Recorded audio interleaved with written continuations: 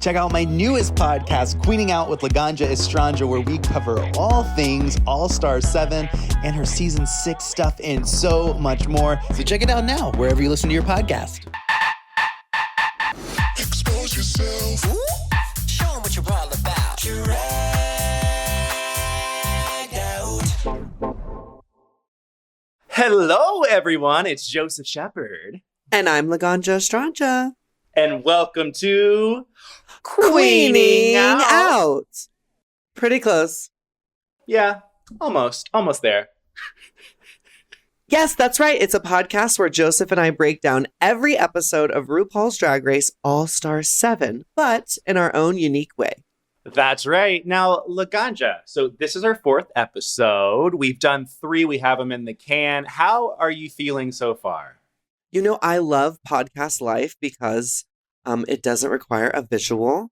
Because right now I'm coming to you from my hotel room at about 1:30 in the morning.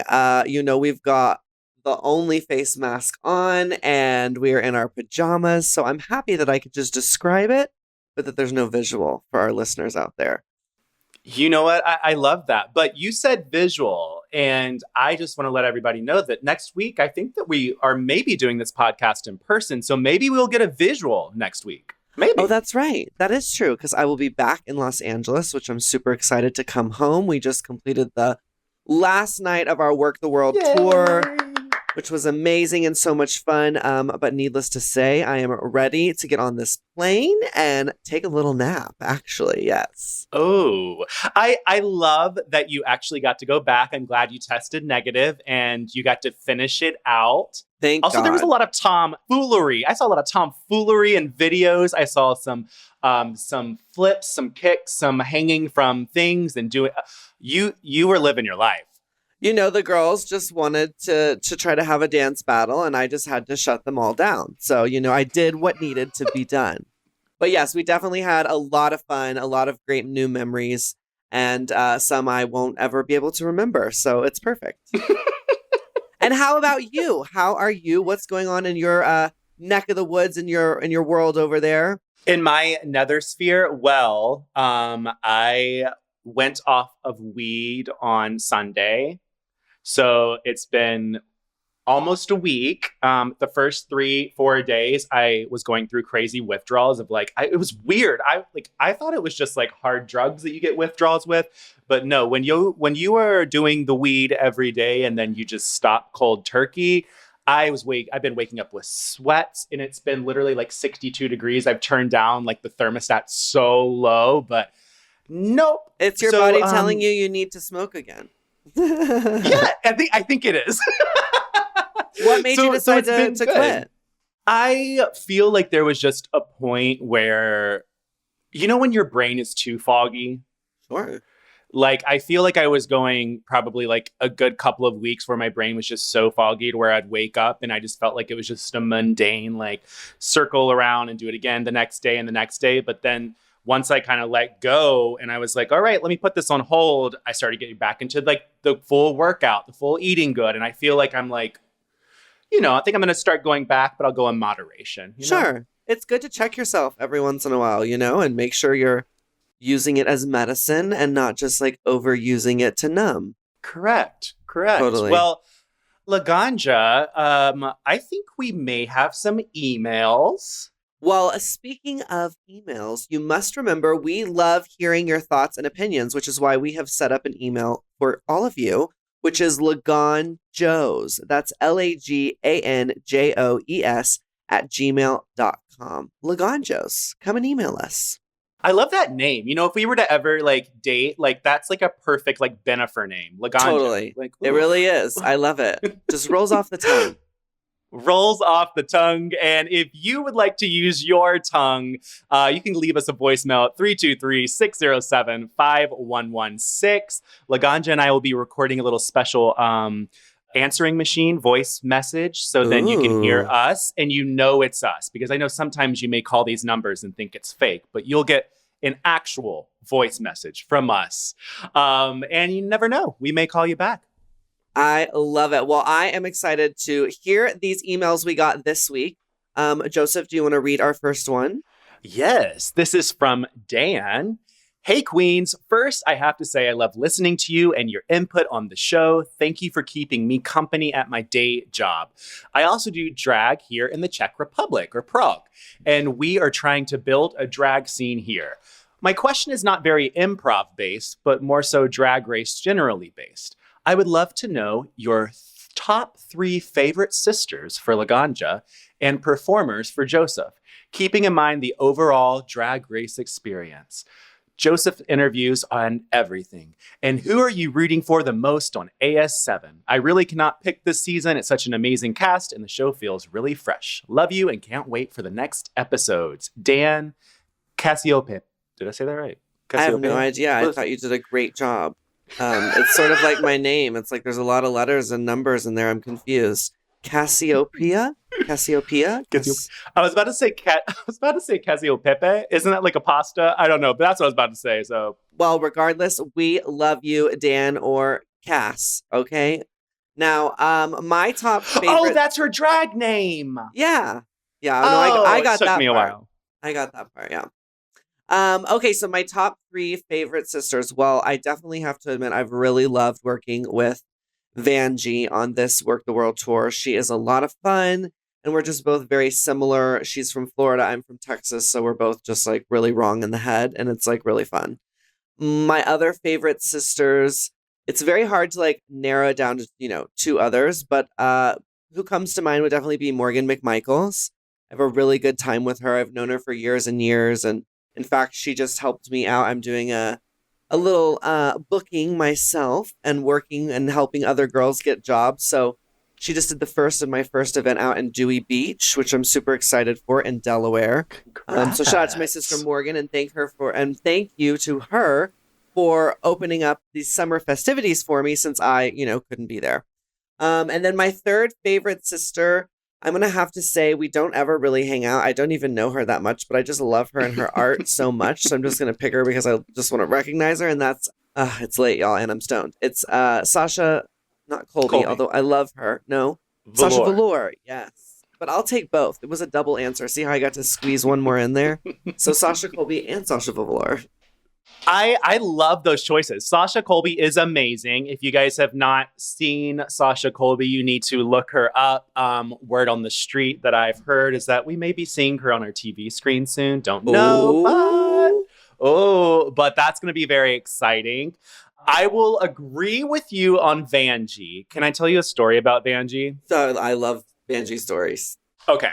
So this was after she was on, I guess season, is it 10? When she went home and Miss Vanjie.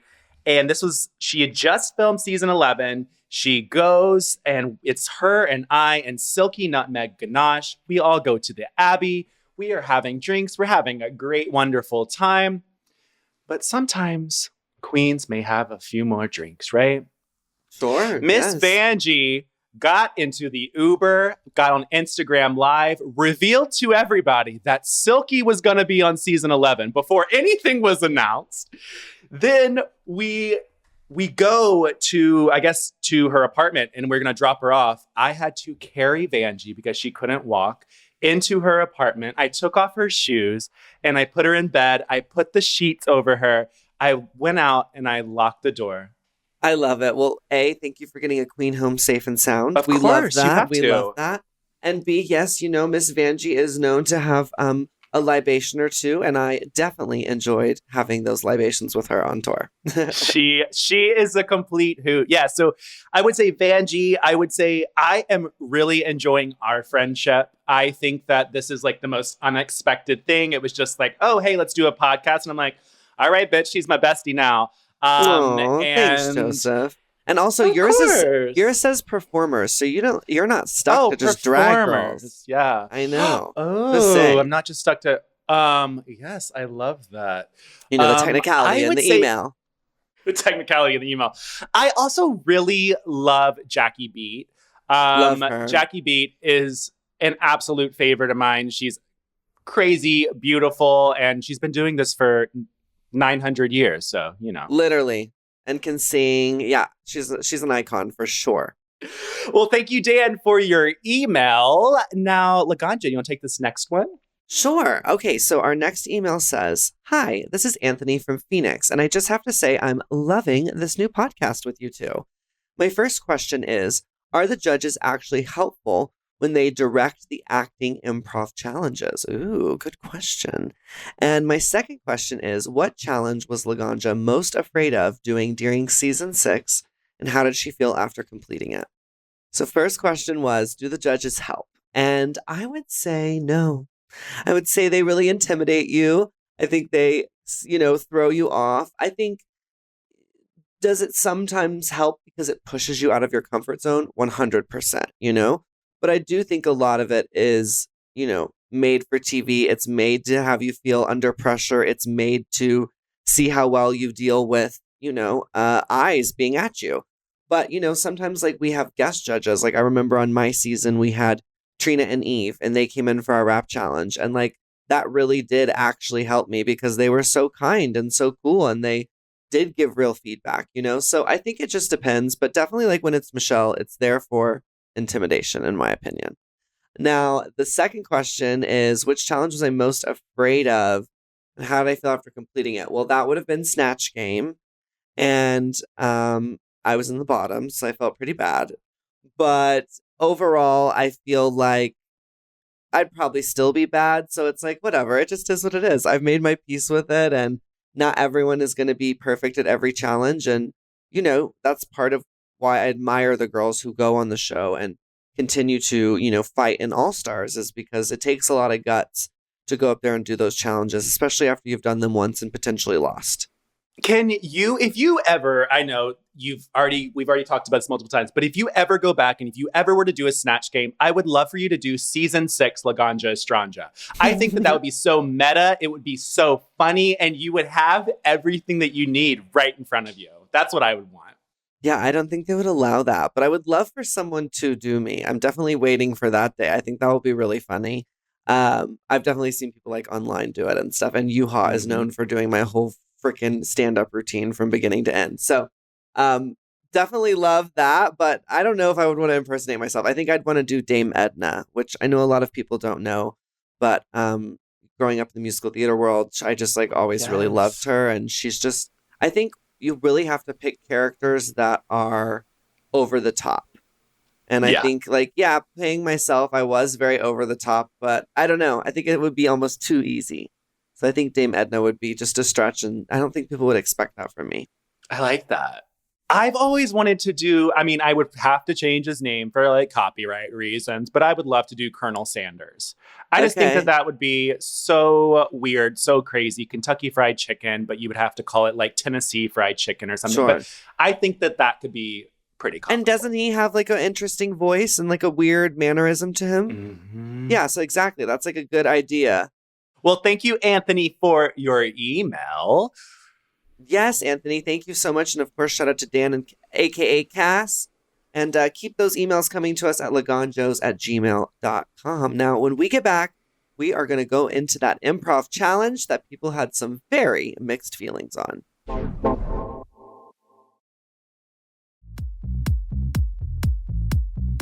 Well, we are back. It's Queening Out. I'm Joseph Shepard, and I'm with my beautiful co-host, Laganja Estranja. And we're about to dive into this week's improv challenge. But before we do, I think I hear it. Do you hear it, Laganja? I think I hear it too. Is it time for a time warp? Time warp? Yes. So, Laganja, I want to go back to, not sure what episode number it was, but it was in season 6. It was a commercial challenge. You were with Adore Delano, and you had to sell some Glamazon cosmetics. Now, how much of that was actually like improv versus did you get a script? Like, what is this whole process like? I've always wanted to know this. So I'm pretty sure for this specific challenge, we were scripted and we actually like wrote out what we were going to say. I don't remember this one being a lot of improv at all, actually, because I remember that was like the whole thing that people were laughing at as I kept suggesting things to Adore, and Adore was like, yeah, no, sis, but trying to be nice to me and be like, yeah, maybe. And I think that's because we were writing out the script. But I think there was also maybe dance moves involved with this one too. I don't remember. So there's definitely challenges where it is fully improv. Nothing is written. It's just your character description, which is what I think we saw this week on this episode. And then there are definitely things like the commercials or, different certain sort of skits that will be scripted. Okay, so I know this is a very random thing. So when you're on the main stage, you just filmed this commercial. What are you actually shown? Like, do they do like a quick edit of this? Or is this like a rough cut? Like, what do you see? Do you even see your commercial? I'm pretty sure you see the exact thing that you see on TV. Maybe it is a quick edit because, like you said, that would be like an insane turnaround. But usually we would have filmed the challenge and then the next day we would have done the runway and then that's when we would be watching the video. So they do have a night to do a turnaround, but that's why I'm like, maybe it is a quick turnaround and we don't see the exact thing. But I remember pretty specifically, like, I saw what I saw on TV. That was one of the least surprising things to me. And do you choose, like, if you're in front of a green screen, do you get to choose the backgrounds behind you or is it just in the hands of an editor? I believe for me, it was definitely in the hands of an editor. Yeah. And then when, like you just said, like Michelle Visage is very like, when she's sitting in her chair and she's in her director's chair, that can be very intimidating. Did you Totally. have Michelle for this one? I don't remember who I had directing this one. I also want to say back then, like, Michelle only directed our horror episode. I remember her doing that one, but I don't remember who directed this commercial. Wait. You said horror episode. Okay. So I think that was like episode 3. Okay. I need to know that box. And the box came off and there was a head. And it was Darian Lake and it was also Vivacious in like those versions. Vivacious, when that pink box was taken off the head, she sat there and it was like, like whatever she said. But I was so confused. Was that intentional? Like, why did they not edit that out? I don't know. Again, I don't necessarily... I do remember them having their heads underneath the table and them being revealed that way for sure. I definitely remember Darian. I think she must have been in my group. But yeah, no, I'm sure Vivacious was maybe giving like Ornacia vibes and just trying to be like a mannequin, and then go into the acting bit. Who knows? Who knows? Oh, she should have just worn Ornacia then, and then would have been 2 heads. It would have been under so the good. table. I know. They probably wouldn't let her, but that would have been funny for sure. Well, as you and Adore said, whoever said beauty is on the inside is ugly. Is ugly. And that's right. with that, we're going to go into our improv maxi challenge. The queens must improv their way through the court show, Fairytale Justice. I just want to say before we even get into this, Mr. Bruno as this bunny, I had feels I had never had before. I don't know what this is. I was feeling something, Laganja. Wow, interesting. Well, you're, maybe the Donnie Darko vibes or something, like with the, bunny vibe. I don't know. Can't say it's doing the same for me, Gorge, but it's definitely thematic. And it is giving me cartoon drama. Well, that's exactly what we got in this challenge. Yes, it is. We had 2 teams. We had Jada's team and Trinity's team because Jada and Trinity won last week. Jada chose Jinx, Monet, and Evie to be on her team, and Trinity chose Raja, Shay, and the Vivian. Now, the Jada's team was all about 3 Little Pigs and the Big Bad Wolf. How did you do with this? Because I know you said you got a little sleepy during part of this episode. Vanjie said, did the episode do more watching of you than you did of it? I said, you're so hateful, girl. We literally flew last night from Barcelona and today to Madrid. No hotel, no shower, like, girl. So yeah, I might have fallen asleep a little bit during this challenge, not gonna lie. I do think 3 Little Piggies definitely did do better than the other group. I overall thought that they had a better flow of improv. They had a better sense of a theme with like being very like millennial and of the now and current. And then I thought Evie was just like hysterical. Oh my God, I lived for the wolf. It was the wolf, right? She was like scratching like a dog. And oh my God, that was too much. So yeah, I definitely really liked that group. But I felt like the other group, which was the Vivian, Shay, and Raja, and Trinity, it just was like 4 different characters that didn't really come together. Like, and I think with improv, that's what makes it so hard, is you really have to work together. And I felt like they were more like fighting for their own individual moment as opposed to being an ensemble. I agree with you on that. I also like the one thing that I think a lot of people don't recognize is that when people are doing improv skits and you have to pay attention to your surroundings. So like when Jinx came in and she was her full character and the door kept opening and she kept shutting it, when Bruno dropped a book and she made a joke about that, when she went outside and she was talking to RuPaul and her ear fell off and she was like, I can't hear you. Like those things are so comical to me because that's, what I learned in improv. And those are like the moments that you really have to capture or else you kind of get lost, like you said, like the second team. Totally. And it is those magic moments, right? Like where something went wrong with her ear falling off. And that's, again, just shows you how quick-witted Jinx is. And I think that's definitely one of the reasons why, she placed so high this week. Can we talk about your fellow tour sister, Miss Jada Essence Hall? She did really good. Yeah. And I told you I felt some things about Bruno, but I felt things about Jada. The makeup was so natural, so beautiful. She looks gorgeous, even with that piggy nose. I was going to say, honestly, I was super impressed with the prosthetic on Jada and Jinx. Both of theirs were like, seamless. It looked so good. Poor Monet. She didn't get that same privilege. I know. I don't know what happened there, sis. I wasn't going to say it, but you did. So yeah, hers, I don't know what happened. I don't know. I was like, did the other two know how to, or did they have someone do theirs? And then, I don't know. Yeah, Monet's was a little Monet's was a little off. A little edgy. But like you said, Yvie did so really good as the big bad wolf. I agree. I loved the scratching. I loved the like licking down in the puss region. Like all of that stuff was so on the spot. So if it was like a team challenge, I would totally have chosen Jada's team to win.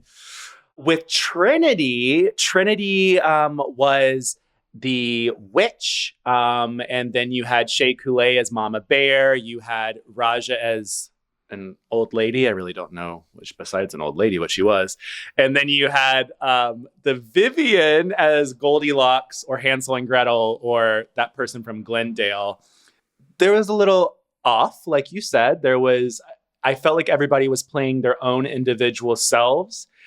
And I think up until the very end, when the Vivian started like, being like, I'm Hansel and Gretel and like doing all this different stuff, it didn't click for me till then. But there was something a little off about it for me.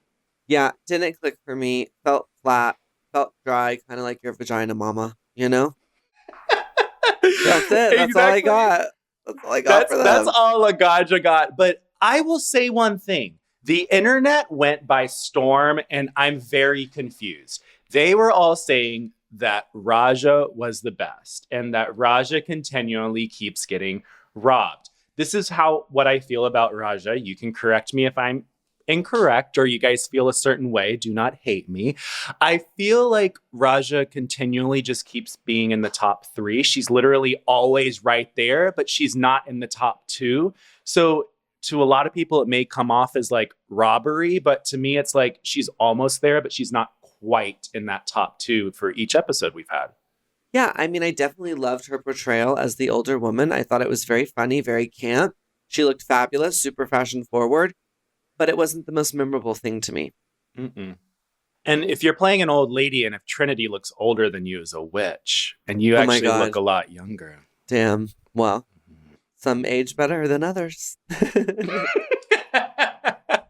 We are going to take a little break. We're going to be right back, and we're going to get into these runway looks. Were you ready to be spiked? Oh, you know it.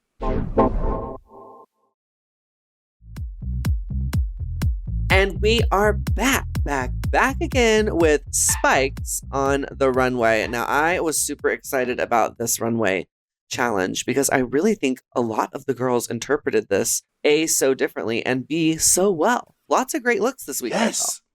First up, we had Jada Essence Hall. She painted that body. came off very cat-like to me, like, you know, like the black, and then her face was like white, beautiful red lip. Her hair was very Grace Jones, but it also was like spiked Grace Jones. And then is this a leather dress trench coat? That's what I would call it. Love it. Good job. Yes, that's exactly what it is. And that's some thigh-high boots and spikes on it. Yeah, I was super impressed. I feel like Jada is giving us look after look after look on the runway. It's just really quite something to marvel at, truly. This one in particular is by far maybe my favorite thing she's done. I loved the makeup choice. So cool, so different. The hair is so cool. Very Grace Jones. I absolutely got a lot of Grace Jones vibes from this look. Yeah, I really love it. It's an absolute wear it. You wear it well. Absolute wear it for me too, but there's one part of this that I'm going to tear, and I'm pretty sure the at-home audience may have felt the same. I really, really wish you would have got somebody to paint the back of her neck. I wish, because... Really? I didn't see it. Yeah, it was like the wig was right, you know, there, and her whole neck was not painted. So I was like, oh, we were almost there, but... I still love it. I would wear the shit out of this. Oh, wear it for me. Down. Okay, well, up next we have Miss Jinx Monsoon in a crushed velvet dress with a spiky back piece and a see-through opera-length glove. Oh, you said that very, like, delicately. Like, I want you to, like, read off, like, menus to me. I'm very good at that. I... definitely don't like the picture I'm looking at right now. I feel like I liked it better in motion. I feel like the back piece was really gorgeous, but it's a tear it for me. I would just never pick brown crushed velvet. Like, that's not the vibe I'm trying to give. So personally, I wouldn't wear it. I would tear it. But I do think she looks glamorous. I do think she is giving the category. It's just not my personal taste. I could agree with everything that you said there. I know that she was trying to go for like a porcupine look. That's what the spikes on the back of her were. I think that it was a interpretation that is fit for Jinx. I wouldn't, you know, see Jinx in like a Yeezy outfit or anything like that. She looks very classy, very elegant, very 1920s. I would not wear it, but you know what? Maybe somebody else would. So I'm going to have to give it a tear it. Maybe Jinx would. Next up, we have Monet Exchange. I cannot even describe what this outfit is. Laganja, you got to take it over. Well, it's like a suit jacket that's been reconstructed, cut down the middle. There's two different patterns being used here. One is a classic pinstripe, and the other looks to maybe be a pleather or a leather. It's giving corsetry. It's giving spikes. It's giving punk. I'm living for the hair. I'm actually living for the look, except the shoes. The shoes are really throwing me off. They're a chunky black shoe with neon yellow shoelaces. And I don't know. I feel like if we were going to do that, like then maybe the yellow shoelace needed to go up the corset so we keep that yellow color going up. I mean, I also feel like the shoes are a little chunky, the chunky heel. Like it is very punk, but I think I don't know. The shoe for me just isn't sitting, but it's still a wear it. I love it. I think she looks amazing. She's got the mask. She's rocking the COVID safe fantasy. You wear it well. I agree fully with what you said about the yellow shoelaces and the shoes. They kind of take you out of the actual visual of it. Besides that, I really don't like it. I love from the neck up, but I don't like from the neck down. I love the hair. I think the hair is absolutely crazy and out there and everything that is spiky. I love the what do you call it? Like a face mask that she's wearing with all the spikes on it. But the actual like taking of the two jackets and kind of putting them together, I don't know, just didn't do it for me. So I'm gonna have to tear it. Okay, fair enough. Well, up next to the runway, we have Miss Evie Oddly, and she is giving us Creature from the Green Lagoon. And you already know if it ain't green, honey, I'm not interested. This is super cool. You know, this is super different. I love that she is in a ballet point shoe almost, fetish shoe, and she's having to literally use these crutches, which she's created these really cool sleeves for. So they almost look, you know, and like arm-like. They're almost spikes of their own. I do think this outfit is on the simpler side. It is just a little bodysuit, but Evie is known for going over the top and pairing lots of things. So I think the fact that she pared this down and kept it really simplistic is nice. I'm missing a little something. Maybe I wish there was individual ostrich feathers glued to the entire bodysuit, so she had a texture to her, which is thousands of dollars and a lot of time. So it's like, oh, really? That's your critique? You just want her to spend thousands more dollars on it? Of course. But, no, I think the silhouette, the idea, the execution, it's really great. It's a wear it. You wear it well. I agree with you. I do wish, like you said, I do wish that there would have been something on the top area. I don't know if it was pointy boobs. I don't know what it is, but there was like a little something missing right there for me. But I will say, I have no idea how she walked in those heels or whatever these are on the point of her feet. Like, Jesus, like I could never. I thought she looked great. I thought she took it well. I do agree with you that it is just a bodysuit. But the one thing that I think that Evie always does is that if she goes simple, she always tries to do something a little obscure or different, which is what I took the feet as in the shoes. That was different to me. So I wear it. She knows where to draw your eye for sure. But yeah, I think maybe like you said, I love the black spiky boobs. That would have been a cool little feature. Yeah. And then maybe some crystalline and ostrich feathers. And then it would have been like a 100%. But still amazing, and I'd wear it. Well, wear it. You wear it well. Trinity the Tuck comes out as a vampire. And a stake was in her. She's wearing, I don't know any of this. Laganja, take it off. She is giving like a corset fantasy that has a giant spike coming out of it with fake blood pouring out of it. She's giving you a back piece, a cape, a little bolero. I mean, jewelry, shoes. Like Trinity is just getting up in freaking drag on this season. And it's just amazing to me. I mean, it's not my taste at all. Like, honestly, this is a tear it to me. I would not wear this. Like, ew. But I have to give her a wear it because it is so drag and it's just so camp and it's just so what this show is about. And I love her. I think, she really brings her own point of view. And, like I said, it isn't something I really personally would wear. I think it's a little gaudy, but I love it. That's what drag is. It's over the top. It's add this on this and this. It's very Alyssa Edwards style. She loves to just add more and more and more. And, I think Trinity did that here a little bit too much, in my opinion, but it's still a wear it to me. It's an amazing look. You wear it well. I agree with you in many parts. I think that this is pure Trinity. I would never wear this. My one thing, and I know that this is so stupid and I'll get chewed out for it. To me, all I kept seeing was a stake, and I kept hearing stake, stake, stake, and not spike. And I understand that stakes are spiky, but there was something about it being a stake as opposed to like an actual spike that got under my skin. I don't know why. I think it's because I took the category too literally. But I love it. It's very camp. It's very out there.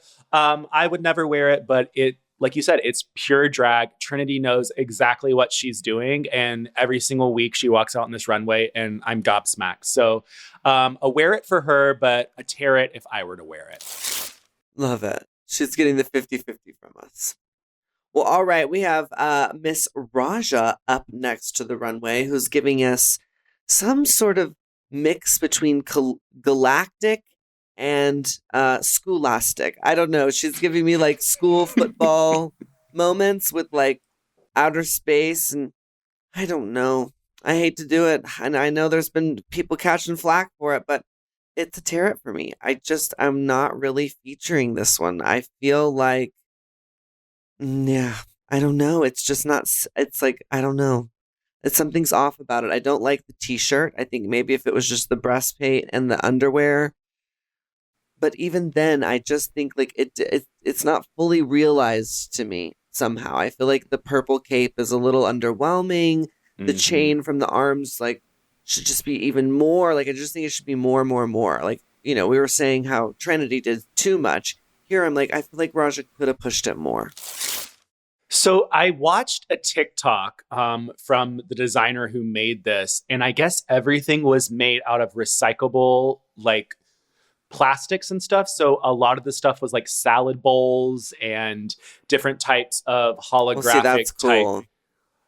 different types of like holographic liner and all this stuff. And if you actually watch the TikTok, you can see how beautiful a lot of this is. I think the lights didn't give it the full fantasy that you get if you actually see everything up close. I agree with you. It does feel a little disjointed in some places.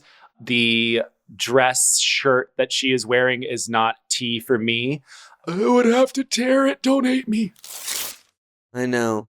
And like overall too, when you look at it, like not giving you spikes. I mean, it is, of course, the shoulders have spikes on them. And maybe, like you said, if I could see it up close in detail, I'd see more spikes throughout. But I don't know. Yeah. Love Raja. And I would, and of course, now I want to see that TikTok because I bet that thing is so cool up close, especially that it's not actual football pads and it's made to look like that out of recyclable material. I mean, that's so cool. And she's still giving you fashion. It's just not something that, I vibe with. Yeah, I agree. Next up, we have Shea Coulee doing something that I can't stand. Which is? And you know this because we talked about it 2 weeks ago. I don't like when people walk down the runway and can't walk. It just is something that takes me away from the illusion. And she struggled very hard to get down the runway. Yeah, again, this isn't really giving me spikes. Is it because her ears are spikes? Oh my gosh, I never even... I think that there's spikes on her train. Spike-ish. Yeah, her boobs are kind of spike-ish. And then I believe that there's some spikes on the train of her dress. Oh, and there's also spikes in her hair. Yeah, not my favorite. Not my favorite. I mean, super cool. She tried to do something different. Cool prosthetics. I'm sure there are people out there who are like living for this as they should because that's their aesthetic and that's their vibe. Yeah. But for me, it's not my vibe. It's a tear it. I love the makeup. I love that she's very alien-esque. I love the intergalacticness of it, but it just isn't for me, and I don't see fully the category in this, so I'm gonna have to tear it. Okay, up next, we have Miss Vivian, and she is giving us Nurse Spike from Hell, and I love it. I think this is exactly how you do the category. Like, category is spikes. I see that. I know that the minute she turned the corner. And the headpiece is just so epic. It kind of reminds me of Hellraiser. Love the powder blue color. I mean, Viv has also pulled out some looks that I'm like, whoa, I wasn't expecting this from you. And this is definitely one. It's a wear it for me. You wear it well. This was my favorite look on the runway. This evening, like literally, I was like gobsmacked. I loved it. The spikes, the color choices, and then like the little cross on top of the head, the whip. She nailed it for me. I'm gonna give it a wear it, and also we have a reference image from where it actually came from. The original designers are Karina Akapian and Monica Barese. And the Vivian's version is made by Monica, so it is made by the same designer as the original.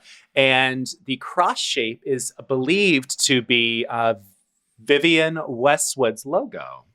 A reference to. Interesting. Yeah. Well, it's a great look. I totally could see Lady Gaga in this. In fact, that's what I thought this other picture you have here as reference for us was. But yeah, no, super, super cool. I love it. And I love finding out about the different designers too. Like you were mentioning, you saw one on TikTok, and it's cool to see the stories behind the girls' clothing because there usually is one. Yeah. So a wear it for me. Those were our looks on the runway. Was this one of your favorite runways so far or no? I think so, actually. I really think there was a lot of iconic moments on the runway for sure. Jada definitely comes to mind. I really lived for her look a lot. Well, the top two this week end up being Jinx Monsoon and the Vivian. They lip sync to Love Will Save the Day by Whitney Houston. The Vivian comes out on top, gets the $10,000, the first amount of money she's ever gotten on Drag Race. Dang. I was expecting Rue to be like, unfortunately, Vivian, since you are from the UK, you're not going to get the money. He missed that only joke. For the US girls. He missed that joke. That would have been good. He missed the off. And the Vivian blocked Monet Exchange. Do you agree with her decision? Well, I didn't agree with Jinx and the Vivian. I'm sorry. I just who did you think? I don't know. I thought Jada was really good because she had an amazing runway and was really good in the challenge. And I also thought Evie was really funny and stood out. I don't think anyone in that second group should have won. It's just my opinion. I agree with that. I knew that the Vivian was going to take it because during the first, 5 minutes of the episode, she's like, I don't have a star. I need a star. And I was like, this is the edit. It's going to happen. Yeah, I mean, she definitely won the lip sync for me. Absolutely. She did a really great job delivering there. But yeah, as far as challenge winner, I'm going to say no. I was expecting it to be Jinx and Evie. Those were who kind of I thought. And the world, though, thought that it should have been Raja and the Vivian. Oh, what? That's what I said. There's all this stuff on the internet about how Raja should have won this, and I cannot agree with that. It was not giving. I think that Raja is an amazing performer. Of course, she is so talented. She knows exactly what she's doing, and she is a legend. But I think that sometimes the fandom, in my opinion, wants to give out stars for the legendary status as opposed to how they performed in the challenge. Well, I definitely do think Raja has been robbed in the past, but I don't, for me, think this challenge was one of them. I agree. I agree with that. So now we have Jinx with 1 star, Shay, Monet, Trinity, Jada, and the Vivian all have a star. And the 2 who don't are Raja and Evie. Is that a surprise? It is a surprise to me. Yeah. I think both of them have been really good. So, yeah, I definitely think they, should have gotten their star before some of the others. Well, as the girls were getting ready for the runway, there was this moment, and I need to know if Jada did any of this on tour, where she took tahini and she poured it on her hand, and she did a tahini shot with Shay.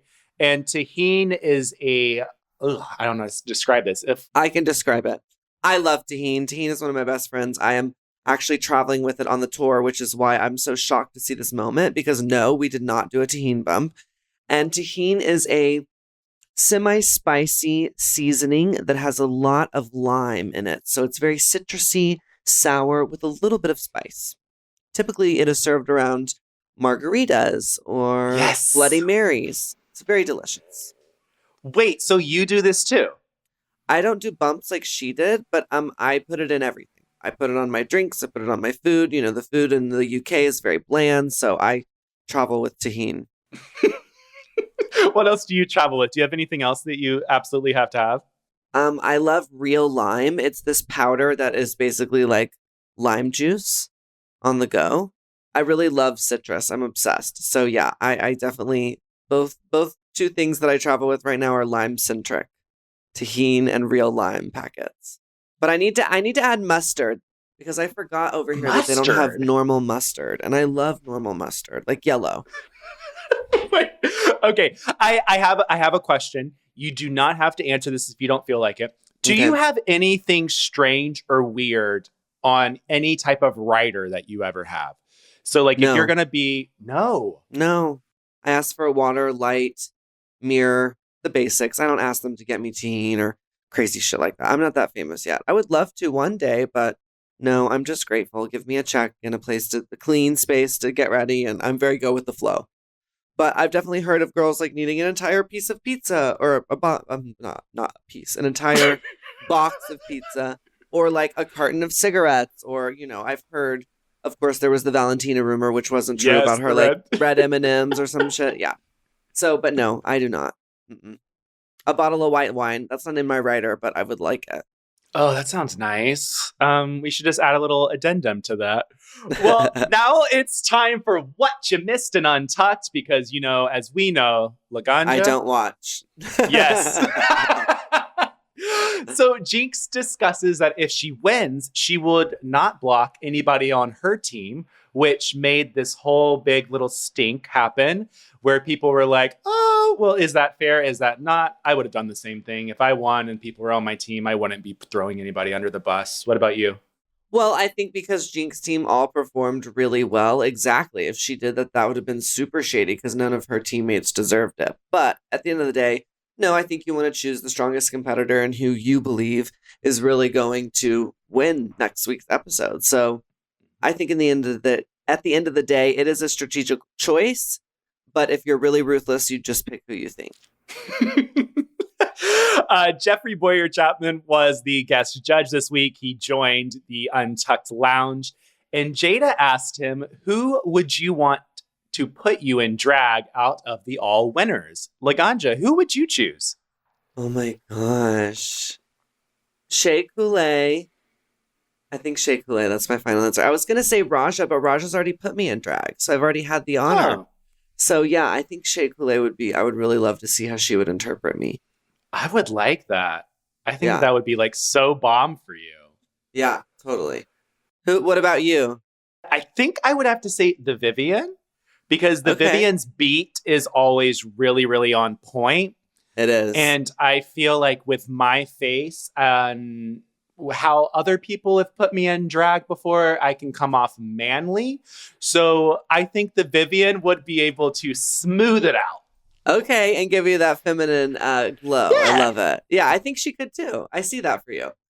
Well, the Vivian did say also in Untucked that her drag, she was inspired by seeing Chad Michaels. So she really took a lot from Chad Michaels' book, which I can actually see in her drag. Totally. Yeah, I absolutely can see the reference for sure.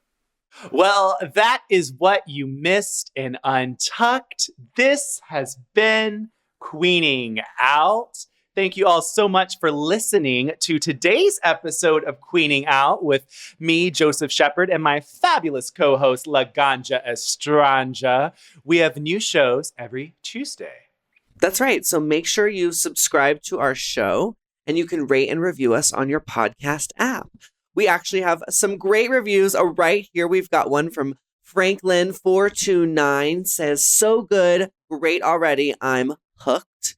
We've got another one from the star of RHONJ. Is that the Real Housewives of New Jersey? Oh, all right, star of New Jersey. Queening Out, yes, please. Where have I been? Don't sleep on Queening Out. Love the honest opinions without cattiness. That's right. Thank you. We really try to do that. And lastly, we got another amazing glowing review from T. Lee Jordan. Ooh, you almost got me there. Love the show. I'm really loving the new podcast. Adding Laganja has been the most entertaining. Thank you so much. It's nice to hear the perspective of someone that has been on the show. I've been a fan of hers since season 6 and so happy to see her growth. Joseph is the cutest. I always enjoy watching his interviews. So the two of them together is the perfect mix. Love, love, love. Thank you guys so much for these reviews. We really do appreciate it. Help us get up on that TV and film charts. We are still trying to get up into the top 50. So please go on over and leave us some love. Also, be sure to send us an email at laganjos@gmail.com, and we might read it on the show next week. That's LAGANJOES@gmail.com. And if you have any burning questions for Joseph and I, or about Drag Race in general, call and leave us a message at 323-607-5116. And we might also play that on the next show. And send in those questions because next week, Laganja, I know that this is going to be the episode that you are probably going to get some PTSD from. It's not a roast, but it is a commencement. They're doing like graduating a drag university. So we're going to get into the roast-esque aspect, which is going to be one of your favorite things. Well, I'm going to put my lighters up because Ganja will definitely be in the house. Thank you guys so much for listening. You can follow me at Laganja Estranja, and you can follow Joseph at Joseph A. Shepard on all of the socials. Thanks so much for listening, and we will queen out with you next week. Bye. Bye. Expose yourself. Show 'em what you're all about.